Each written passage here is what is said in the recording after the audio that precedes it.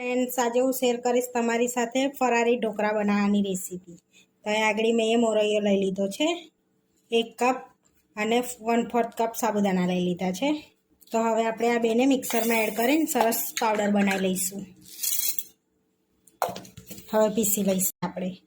હવે આપણે પીસાઈ ગયું છે, ચેક કરી લઈશું. તો આ રીતના આપણે પાવડર તૈયાર કરી લેવાનો છે. આપણે સરસ પીસાઈ ગયું છે, તો બાઉલમાં કાઢી લઈશું. હવે એની અંદર આપણે 2 ચમચી દહીં એડ કરીશું. તમારે જો છાશ હોય તો છાશ એડ કરવાની. હવે થોડું પાણી એડ કરીશું અને સરસ મિક્સ કરી લઈશું આપણે. બીજું થોડુંક એડ કરીશું આપણે. આ રીતે બધું મિક્સ કરી લઈશું આપણે. સરસ એવું બધું સરસ એવું મિક્સ થઈ ગયું છે. અને આ રીતનું આપણે ઢીલું બેટર રાખીશું થોડુંક, જેથી આપણે ફૂલી જશે, મોરૈયો બી ફૂલી જશે અને સાબુદાણા બી ફૂલી જાય સરસ એવા. એટલે રેસ્ટ આપીશું આપણે 15 મિનિટ. એને આપણે 15 મિનિટ થઈ ગયા છે. હવે મિક્સ કરીને જોઈ લઈશું આપણે. તો આ રીતનું આપણું થોડુંક થીક થઈ ગયું છે બેટર. તો હવે થોડુંક પાણી એડ કરીશું આપણે. અહીંયા 2 ચમચી જેવું એડ કરીશું પહેલાં આપણે. હવે સરસ મિક્સ કરી લઈશું. નવરાત્ર સ્પેશિયલ આપણે આ બનાવીએ છીએ ઢોકળા. જે બધા સાબુદાણાની ખીચડી ખાઈને કંટાળી ગયા હોય, ઉપવાસ કરતા હોય એ લોકો, એના માટે આપણે ઢોકળા બનાવીશું ફરારી. આ રીતનું અવતાર બેટર રાખીશું આપણે.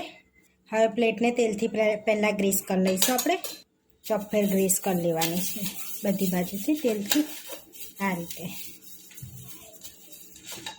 તો આપણે ડીશને ગ્રીસ કરી લીધી છે તેલથી.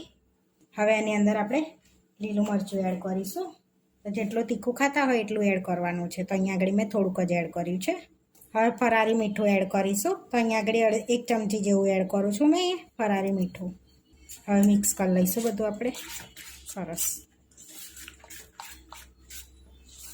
હવે આપણે એની અંદર અડધી ચમચી ઈનો એડ કરીશું,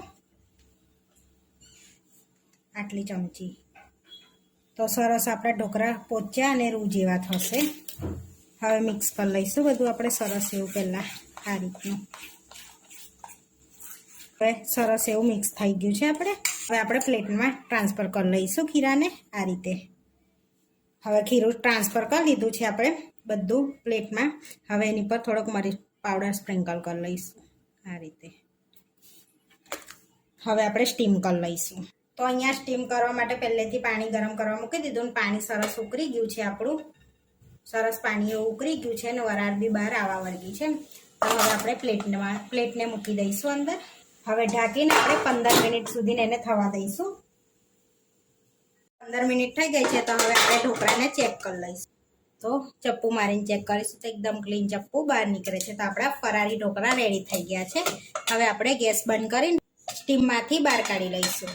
હવે આપણે ઢોકળા પર વઘાર કરીશું. તે વઘાર તૈયાર કરી લઈશું. હવે આપણે વઘારિયામાં વઘાર તૈયાર કરીશું. તો અહીંયા 1 પરી મેં તેલ લઈશું છે. 1 પરી તેલ લઈ લીધું છે મેં. હવે એને ગરમ થવા દઈશું આપણે. તેલ ગરમ થઈ ગયું છે તો જીરું એડ કરીશું 1 ચમચી અને કઢી લીમડો અને લીલા મરચાં એડ કરીશું. તો વઘાર સરસ આપણો તતળી ગયો છે. હવે એની અંદર આપણે 1 ચમચી જેવા તલ એડ કરીશું. તમે તલ ના ખાતા હોય તો સ્કીપ કરી દેવાના, અને ખાતા હોય તો 1 ચમચી તલ એડ કરી દેવાના છે અંદર.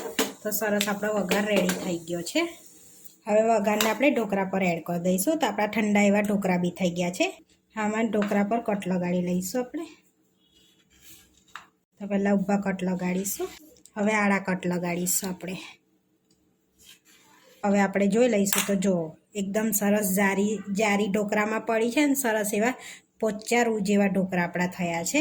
હવે આપણે ઉપર ધાણા સ્પ્રિંકલ કરી લઈશું. હવે ઉપરથી વઘાર એડ કરીશું આપણે. બધી બાજુ એડ કરી દેવાનો છે. હવે આ રીતે આપણે લગાડી લઈશું વઘારને સરસ. તો આપણા ઢોકળા રેડી થઈ ગયા છે. તો હવે આપણે સર્વ કરી લઈશું એને. તો અહીંયા પ્લેટમાં આપણે ઢોકળાને લઈ લઈશું. તો અહીંયા આગળ આપણે ઢોકળા લઈ લીધા છે. હવે આપણે ગ્રીન ચટણી સાથે સર્વ કરીશું. અહીંયા ગ્રીન ચટણી લઈ લઈશું આપણે.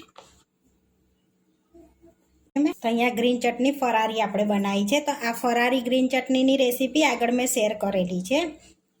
તો આપણા નવરાત્ર સ્પેશિયલ ફરારી ઢોકળા બનીને રેડી થઈ ગયા છે. આવા વિડીયો જોવા માટે મારી ચેનલને સબસ્ક્રાઈબ કરો, લાઇક કરો અને શેર કરો અને તમે જરૂરથી ટ્રાય કરો.